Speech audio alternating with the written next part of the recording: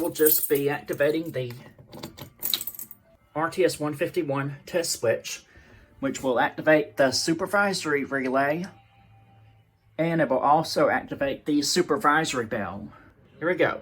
3, 2, 1. Oops.